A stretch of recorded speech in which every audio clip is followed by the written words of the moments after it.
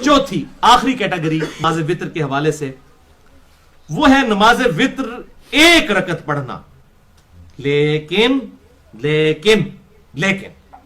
صرف جواز کی حد تک ہے. اور یہ بڑا ناانصافی کرتے ہیں خصوصاً سلفی. وہ بخاری مسلم سے حدیثیں پیش کرتے ہیں کہ جی 2 رکعت اور آخرت میں ایک وطر پڑھ کے پوری طاق ہو گئی تو وطر تو ایک ہی ہوا. اور بھائی وہ 2 رکعت وطر میں شامل ہوتا ہے. اب 3 وطر ہے، جب آپ 2 رکعت پڑھ کے سلام پھیر کے 1 رکعت ساتھ ملائیں گے تو اس 1 رکعت کو وطر نہیں کہیں گے آپ، وہ پورے 3 وطر بنیں گے. اسی طریقے سے 7 وطر جب پڑھیں گے 2 کر کے تو ایک اس پوری کے لیے پڑھا جا رہا ہے، نہ کہ یہ ایک ہی پڑھا جا رہا ہے. صرف ایک پڑھنا، اکیلا ایک پڑھنا، یہ کوئی پسندیدہ عمل نہیں ہے. جواز ضرور ہے لیکن پسندیدہ عمل نہیں ہے. اور اس کے ثبوت میں آپ کو یہ بات بتا دوں کہ صحیح بخاری میں 2 حدیثیں بڑی اہم ہیں اس حوالے سے. ایک تو یہ حنفیوں کی بھی بےمانی ہے جو یہ کہتے ہیں ایک نہیں پڑھی جا سکتی، وہ دوسری ایکسٹریم پہ ہیں.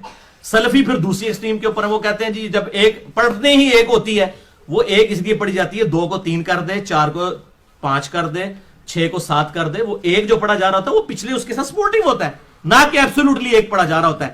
اور ایک پڑھنا اتنا خطرناک عمل ہے کہ میں آپ کو یہ بخاری سے حدیث بتاتا ہوں. خطرناک اس حوالے سے کہ جائز ضرور ہے لیکن پسندیدہ نہیں ہے. یہ سن لیں آپ حدیث بخاری میں 3764 اور 3765 کہ لوگوں نے ابن عباس رضی اللہ تعالیٰ عنہ کو شکایت کی کہ حضرت امیر معاویہ رضی اللہ تعالیٰ عنہ صرف 1 رکعت وطر ہی پڑھتے ہیں.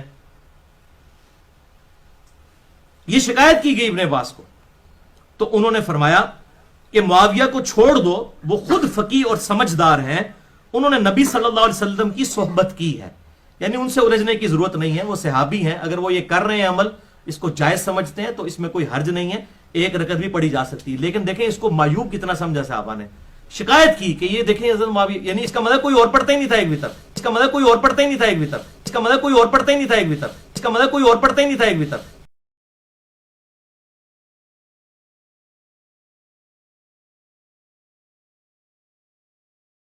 اس کا مطلب کوئی اور پڑھتا ہی نہیں تھا ایک وطر. روک تیرے کو بتاتے وطر ایک پڑھ سکتے ہیں، جی پڑھ سکتے ہیں. حضرت سعد بن ابی وقاص کے بارے میں الموطا امام مالک میں آیا کہ وہ عشاء کی رکھتے ہی 5 پڑھتے تھے، 4 فرض اور 1 وطر. اس کا مطلب کوئی اور پڑھتا ہی نہیں تھا ایک وطر. وطر ایک پڑھ سکتے ہیں، جی پڑھ سکتے ہیں. حضرت سعد بن ابی وقاص کے بارے میں الموطا امام مالک میں آیا کہ وہ عشاء کی رکھتے ہی 5 پڑھتے تھے، 4 فرض اور 1 وطر. البتہ میں نہیں پڑھتا ہوں. اس کی وجہ ہے کہ صحیح بخاری میں قاسم بن محمد بن ابی بکر جو حضرت ابو بکر کے پوتے ہیں، وہ کہتے ہیں کہ میں نے صحابہ اکرام کو 3 وطر پہ پایا ہے. البتہ ایک میں حرج نہیں، لیکن میں نے صحابہ اکرام کو 3 وطر پہ پایا ہے.